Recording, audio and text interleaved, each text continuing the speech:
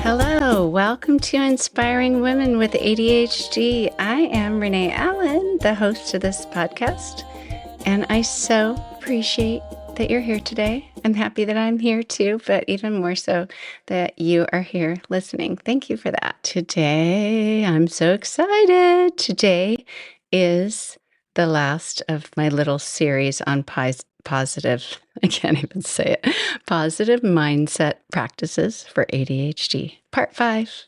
I said when I started that it would be 5 parts because I had this plan. And I heard this little joke the other day about, like it's an ongoing joke for people with ADHD. I don't know if it's true because I just heard it for the first time today. But it was something like, oh, okay, first of all, I can't remember jokes very well. Of course, I didn't write it down. I'm just thinking of this right now. But it was something about people with ADHD have, I don't know, hundreds of things that you could look around and see that are 80% done, something like that. I know I'm butchering this, but basically, it's really easy for us to start something and not finish it. And for this, of course, I still wanted to come and record the podcast. But after about 3 episodes, I thought, I want to talk about something else. I want to talk about something else. And it wasn't that I didn't want to finish. I just wanted to do something else now. I wanted to save that for later. And felt kind of locked in, like, I want to do this instead, kind of like I had to start something and I needed to finish it because I told you I was going to do that, and it wouldn't look very consistent to have 1, 2, 3, 4, and then a whole bunch of other episodes, and then someday 5. So here I am with part 5 of the positive mindset practices for ADHD. And if you listen to any of the other ones, they are things that you may have thought of before, and they are interrelated. But the first one was to let go of expectations of ideas of a certain way that we want to be or hope we can be. And it doesn't mean that we can't become who we want to be, but if we hold on to something so tight that we're expecting it to happen, we can be disappointed. We can be disappointed because things don't always turn out the way that we want. And sometimes they go better than we want, but it's just having a different mindset of expectations not being there. I'm not going to be happy unless it turns out this way, or I want this to happen. And going in with, curiosity is actually another one of the 5. But embracing differences, seeing that we may be different than others, that we may be different than we used to be, accepting ourselves, that kind of thing. Number 3, approaching with curiosity. So you can see how these are all intertwined. And then number 4, gratitude. Gratitude, how having the mindset of gratitude can help our brains, our emotional system, the regulation in the nervous system, and just having that calmness. And that's kind of where number 5 is, part 5 is more with the stress in the body. A lot of times we think of stress, life can be stressful things can happen, and we're at the mercy of that. And sometimes that's true. Sometimes we have no idea what's going to happen, and something can happen that can be really hard and shocking to the system. But there are a lot of stresses that come into our lives that we can avoid or put up a barrier to. And if you think of having a shield, that shield protects you, whatever it is. You could shut a door and that keeps the heat from coming in your house. If you've got air conditioning on, that's a barrier and that keeps that from coming in. And I think of a beekeeper.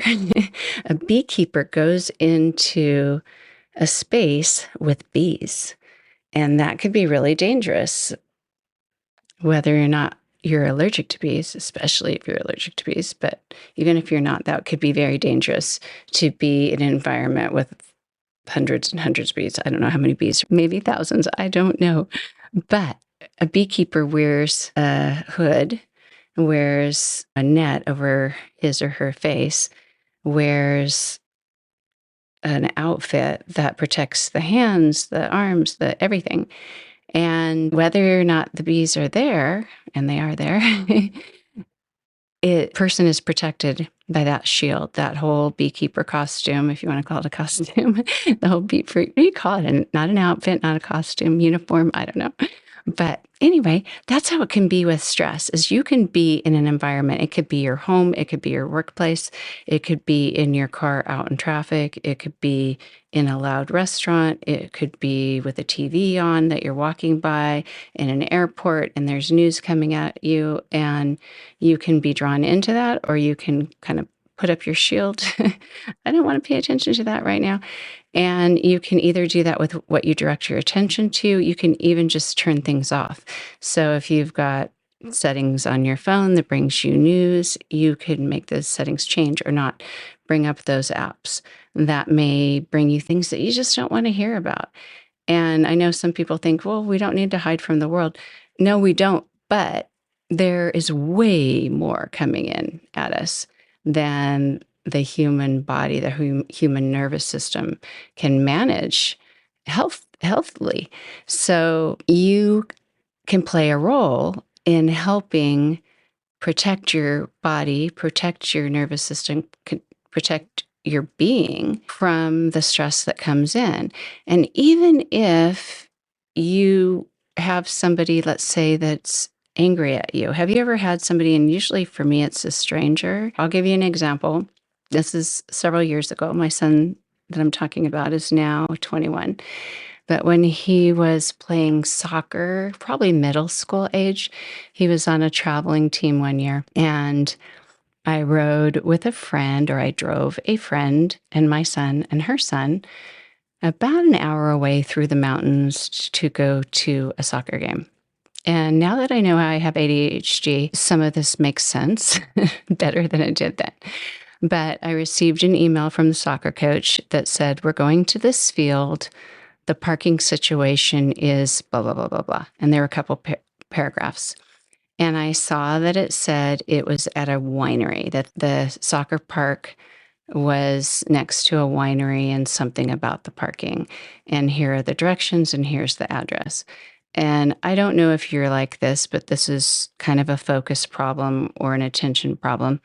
But when I see an email, especially if I see it on my phone, I pick up some of the information. I miss a lot of it.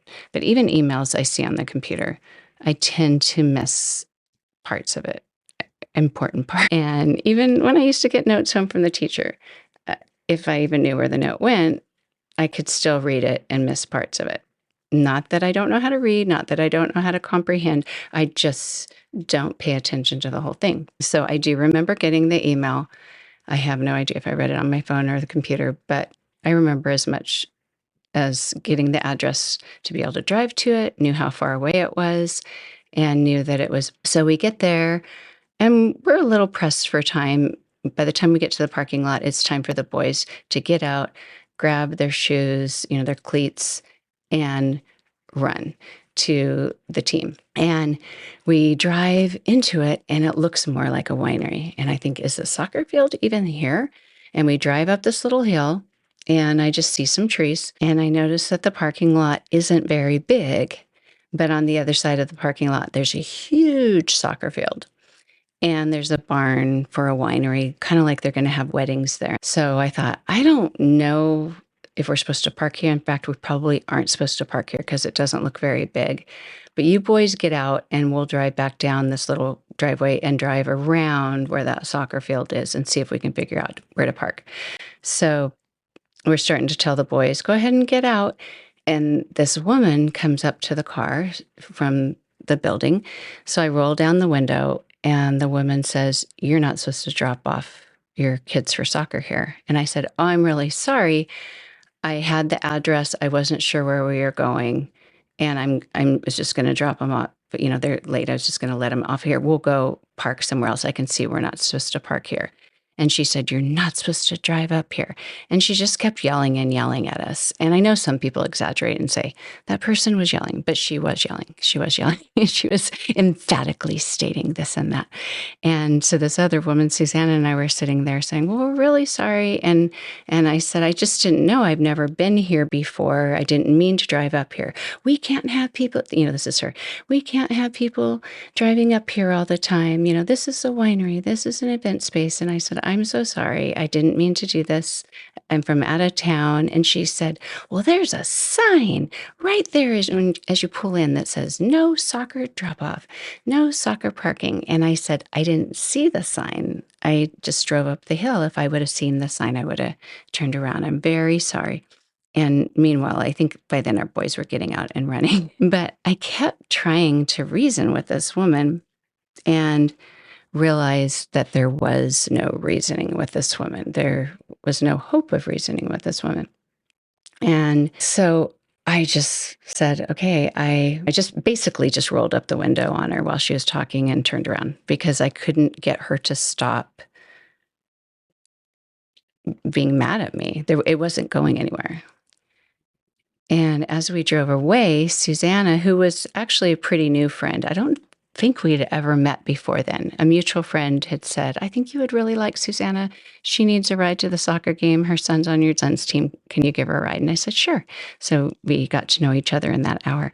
But she said to me, "How on earth did you stay so calm when she was yelling at you?" And I thought, I guess I just knew that she was highly stressed and I didn't want that stress to affect me. And I also had the silly idea that if I communicated to her that it was an innocent mistake, that her level would come back down. And I started realizing that wasn't going to happen. But instead of reacting to her, I had that shield up like I was the beekeeper and kept her stress from me.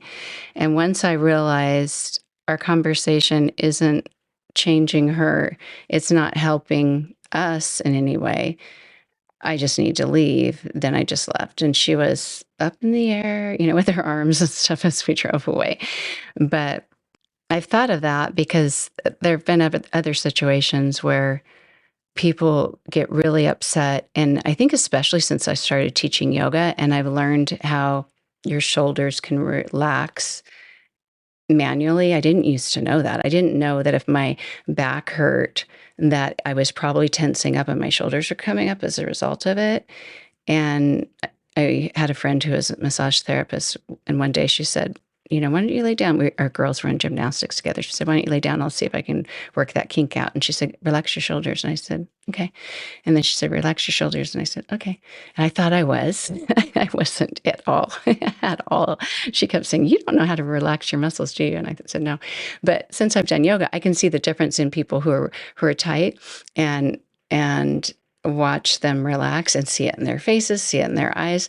And it's made me notice, because I start noticing myself how to do that, that when I am upset about something, and I do get upset sometimes, not really at people, but more, stressed about situations, finances. And when I am, I start to notice that my shoulders are going up higher. They're not only going up higher, but they're going up toward my neck. And then my neck is coming in. And then my face is feeling more tense. And so if I relax my shoulders, relax kind of like my shoulders down lower from my ears, kind of relax in my mouth, my jaw, my cheeks, just that kind of feeling of, that even if I still in my mind am thinking about the worrisome thoughts, just that reaction in my body can help the nervous system calm down so that my mind calms down. It happens in reverse, which is super cool to realize that. So you can manage stress by not inviting as much in, or not welcoming as much in, or blocking as much out as you can or want to. There may be some that you think, bring it on. I need to know this. I need to support this friend. I need to support my child. I'm going to take care of this. There are some times that we want to know. We are okay with knowing, or It's just a part of life. But there are other times that maybe someone's telling you something horrible that happened, and you have heard too many horrible things lately. It's okay to let them know, I really can't hear about this right now. I really can't. I know you need to talk about it, but I have a lot going on right now, and I just like to talk about something more positive right now. Or if they're sending you a text that has that or a video, or I don't know if you do any video chats, you can kind of scroll down. You can kind of swipe past if you need to. And if you need to protect yourself and your own well-being, you can do that. And that can help your whole mindset about everything. Because if you're around somebody who's super upset, if you look at them, well, maybe not children, they probably don't show it in their bodies as the same. But I was with an irate manager at a car dealership once. It's a long story, but I was so amused. I don't know if amused is a good word. That makes it sound like I'm making fun of him.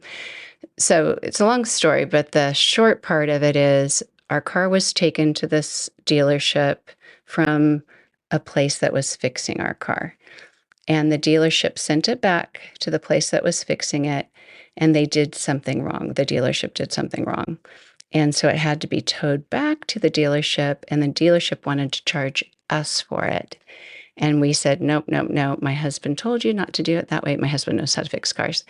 And it's not our fault, it's your fault. So we told him that, which was true. And so he said to me, well, I think the auto repair place, we're going to make them pay for it. And I don't know what it was supposed to be, $200 or something.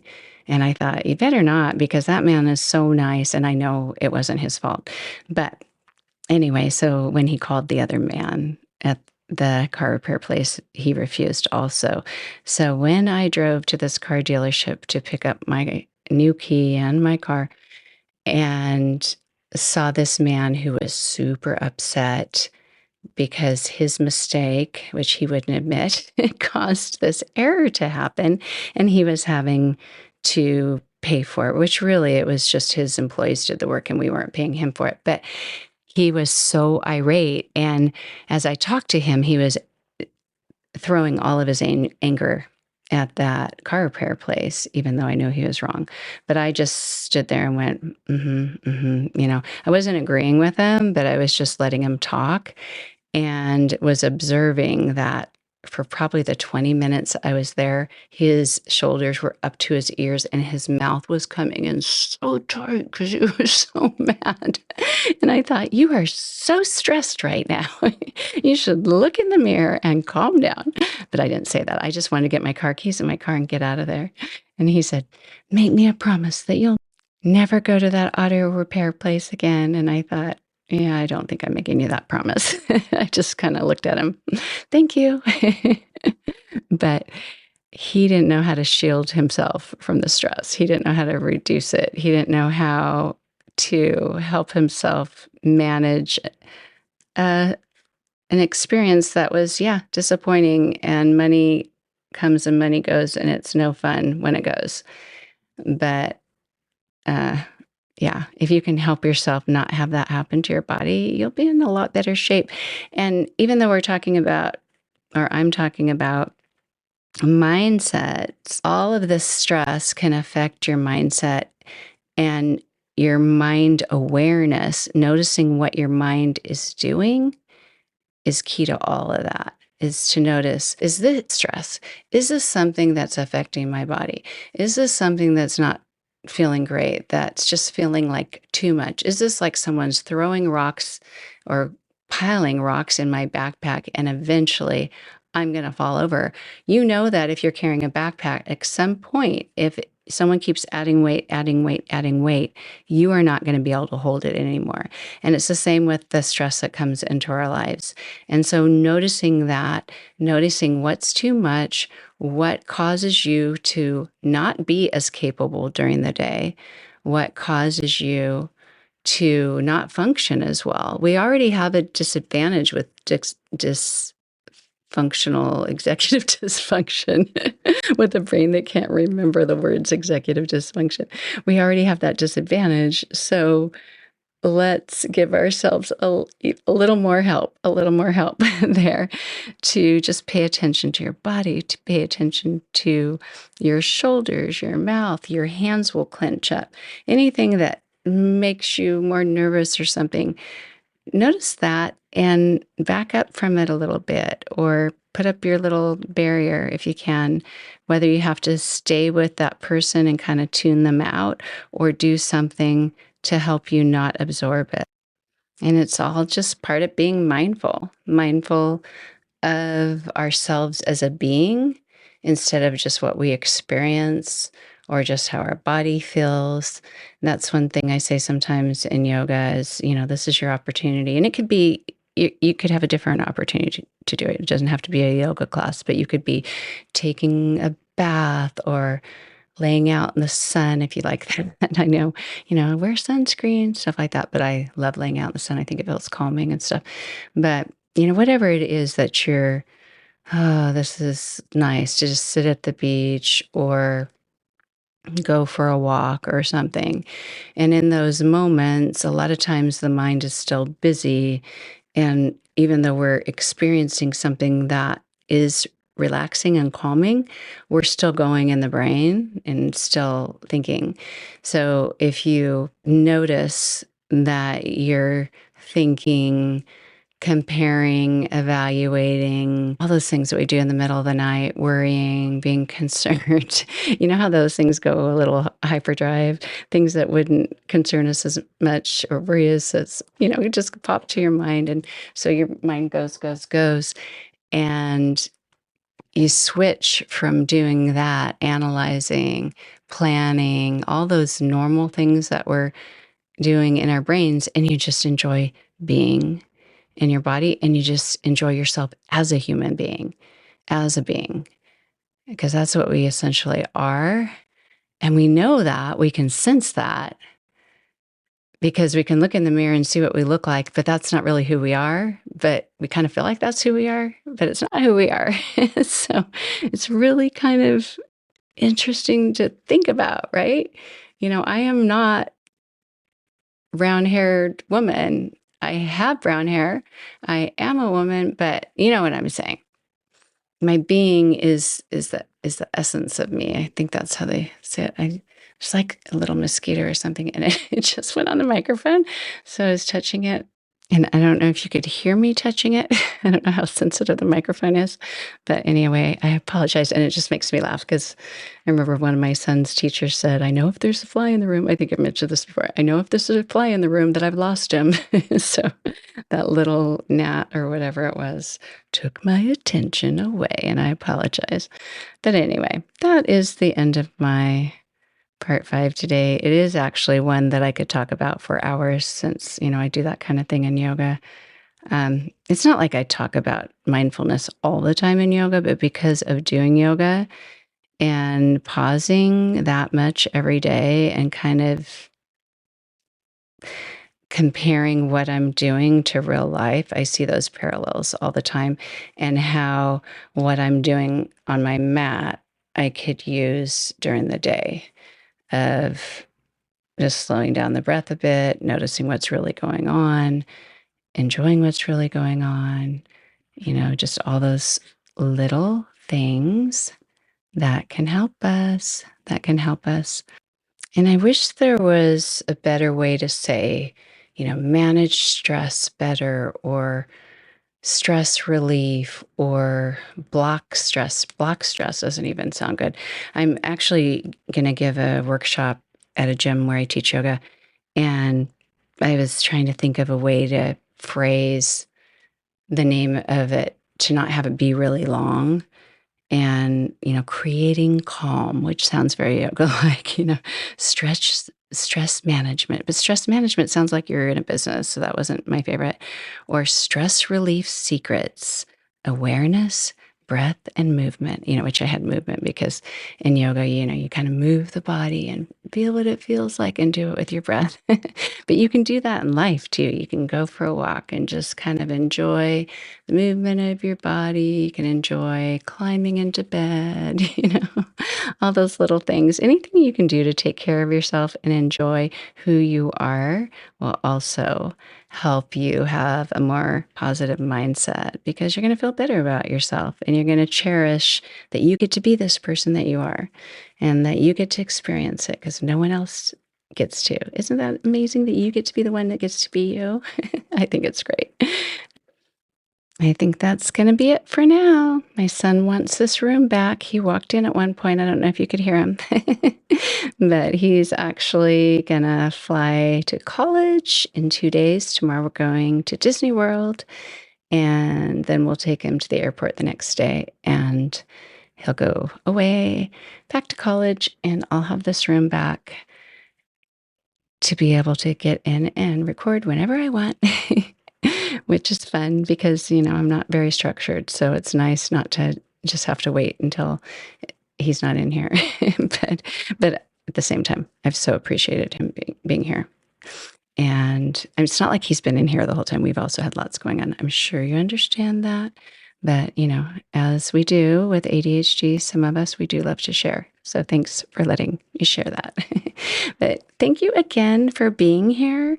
And I think I've probably asked this favor before, but if you can tell even one person about my podcast that you think may enjoy listening to it, I would so appreciate it. I would so appreciate it because the more people I can connect, it will help me fulfill my dream to build this community of women with ADHD and be able to help anyone I can, or even just feel connected to anyone I can. But thank you so much for being here. Have a fantastic week. I'll be back probably Thursday. We shall see.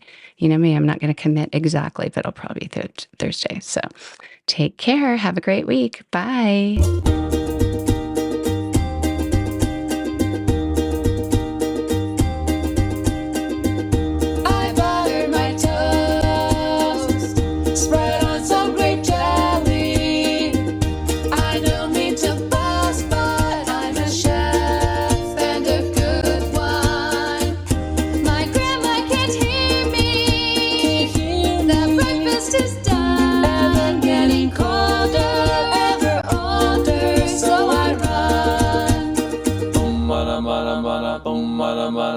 Open windows, broken shadows.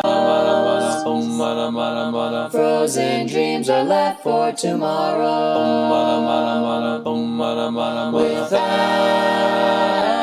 a cause, no time for a pause.